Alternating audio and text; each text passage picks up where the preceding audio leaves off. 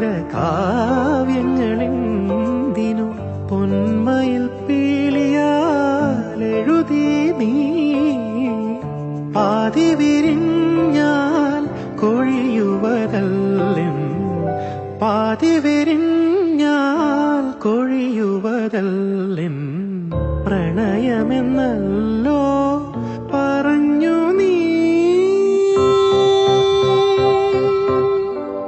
അന്നു നിൻ കാമിനിയായി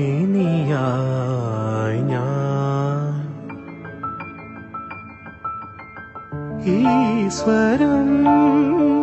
കേട്ട നാൾ താനെ പാടിയും തമ്പുരു എന്റെ കിനാവിൻ താഴം